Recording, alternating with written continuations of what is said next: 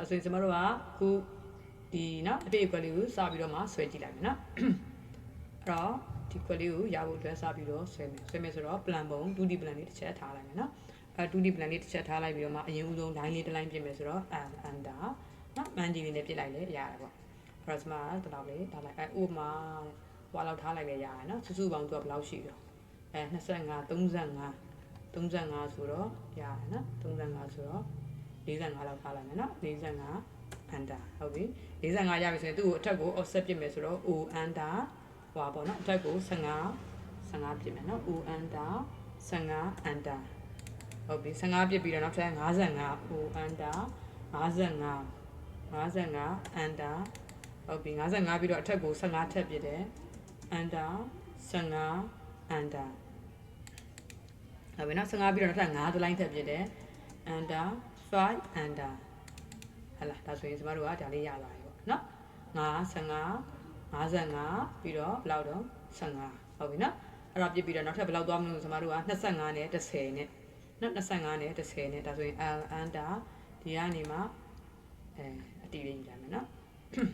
ဒီဘက်ကို O under 25under ဒီဘက်ကို25ပြစ်တယ်ပြီးရင်ဒီဘက်ကို10ပြစ်မယ်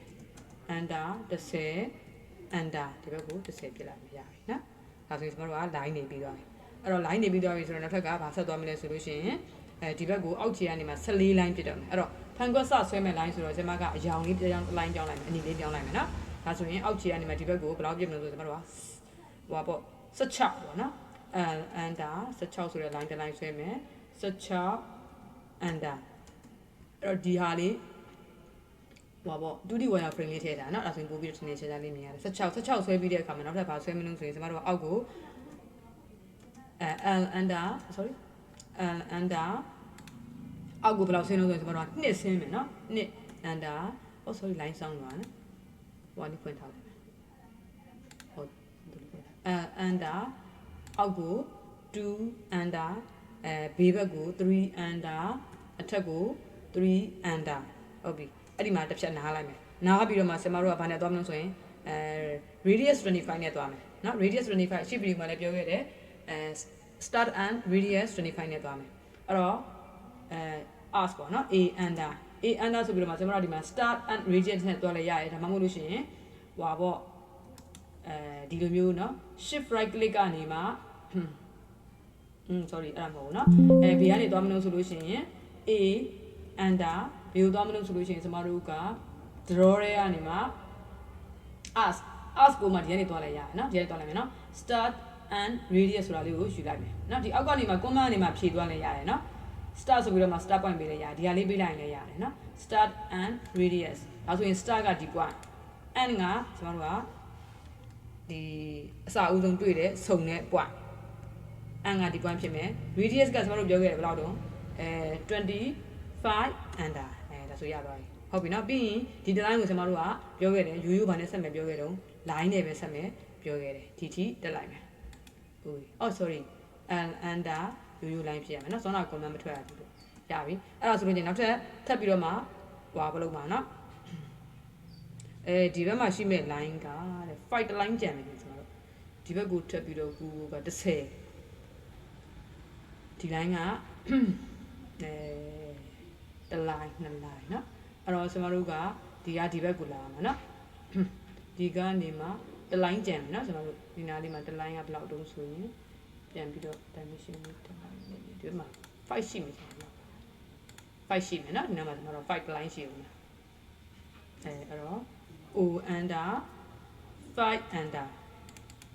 ဟုတ်ပြီเนาะအဲ့ဆိုရင်ကျွန်တော်ဒီမှာ radius dimension လေးနေနေတက်လိုက်မယ်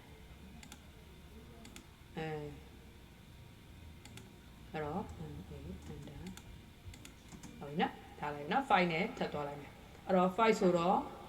O under 5 under ဟုတ်ပြီနော်အဲ့တော့ဆိုလို့ရှိရင်နောက်ထပ်ပေးသွားမလို့ဆိုရင်ကျွန်တော်တို့ကဒီရောက်သွားပြီဆိုရင်အပေါ်ကိုလည်းဗာနဲ့တုံးဆိုရင်ကျွန်တော်တို့ as stand ကိုဘယ်လောက်တုံး35နဲ့ဆွဲရတော့ဟုတ်ပြီနော်35ဆိုတော့ပြောခဲ့တယ် A under စောနာလိုပဲdraw ရနေမှာ as ကနေမှာ start and radius လေးသုံးလိုက်မယ် အဲ့တော့ကျွန်တော်ပြောခဲ့တယ်အောက်မှာယူခဲ့တုန်းကအခွက်မို့လို့ star ကိုအောက်ခြေမှာယူခဲ့တယ်ဒီကအခုံးလေးလိုချင်တော့ star ကိုဒီအပေါ်ကနေယူလိုက်မယ်ပြီးရင် n ငါဒီဟာဖြစ်သွားမယ်ပြီးတော့radius ကဘယ်လောက်လဲကျွန်တော်တို့30နဲ့35 under ဟုတ်လားဒါဆိုရင်အခုံးလေးရပါတယ်နော်ဒီအောက်က radius ကအခွက်ကလေးပေါ့ရတယ်ဒါဆိုရင်ကျွန်တော်တို့ကဒုတိယတစ်ပုံအတွက်လည်းပြီးသွားပြီဟုတ်ပြီနော်ဒုတိယတစ်ပုံအတွက်ပြီးသွားပြီဆိုတော့နောက်ထပ်ကဘာသွားလို့ဆိုတတိယတစ်ပုံမှာဆိုရင်ဘာလုပ်တုံးဆိုရင်ကျွန်တော်တို့က offset တွေဖြစ်တော့မှာဒါဒုတိယတစ်ပုံပြီးသွားတာဒီတတိယတစ်ပုံမှာကျွန်တော်ဘာလို့ပြောတော့ offset တွေဖြစ်တော့မယ် offset တန်ဖိုး5တွေလိုက်ပြင်မယ်ဟုတ်ပြီနော် offset တန်ဖိုး5ဆိုတော့O under 5 under သူကလည်း5သူကလည်း5သူကလည်း5သူကလည်း5 okay ရပြီနော်အဲ့တော့အဲ့လို5တွေရသွားတဲ့ခါမှာဘာဆက်လုပ်ရမလဲဆိုရင်ကျွန်တော်တို့ကဒီနားမှာ gap ဖြစ်မှာရှိတယ်လို့ကျွန်တော်တို့ပြောခဲ့တယ်နော်ဒီနားမှာ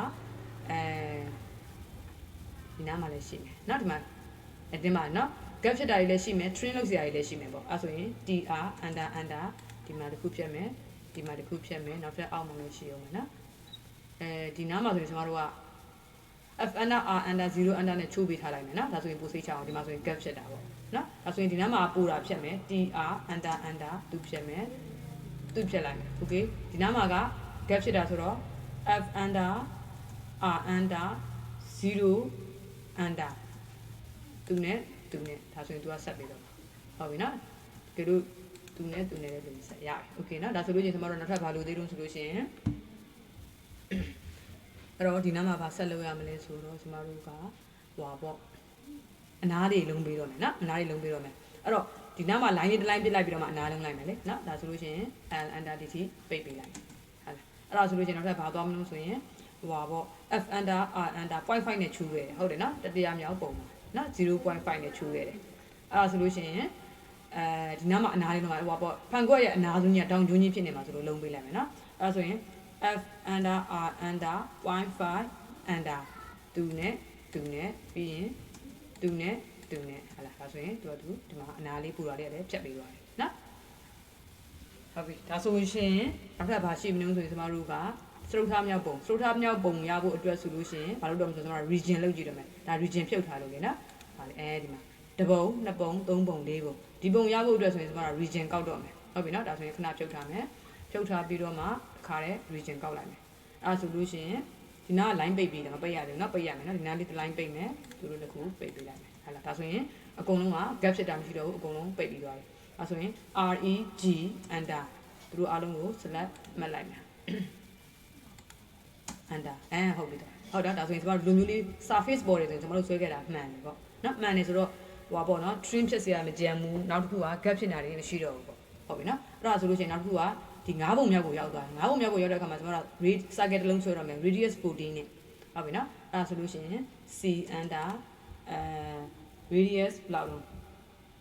14ပေါ့ diameter နဲ့ဆွဲခြင်း28ပေါ့28 under ဟဲ့လားဒါဆိုလို့ရှိရင်ရတယ်အဲ့ဒါဆိုလို့ရှိရင်ကျွန်တော်တို့ဘာလုပ်မလဲဆိုလို့ရှိရင်သူ့ကိုဒီဖန်ခွက်ရှိမဲ့ guide နေရာလေးကိုရွှေ့ပေးမယ်ပေါ့နော်ဒီသဘောလေးကတော့ဒီနားလေးကနေရွှေ့လိုက်ပေါ့ဒီနားကနေရွှေ့ပေးမယ်နော်အဲ့တော့ဂျားထဲမှာဘာလို့သေးလို့ဆိုရင်ကျွန်တော်တို့ဒီနားလေးမှာဒီ guide ခွက်ကိုထားဖို့အတွက်ဆိုလို့ရှိရင်ဒီ line သတ်မှတ်ပေးရမှာပေါ့ဒီနှစ်ခုကြားမှာကိုကဒီဖန်ခွက်ရဲ့ guide လေးကိုထားခြင်းတာအဲ့ဒါဆိုလို့ရှိရင်သူတို့ရဲ့အတိုင်းတာဘယ်လောက်ရှိလို့တစ်ချက်အတိုင်းလိုက်မယ်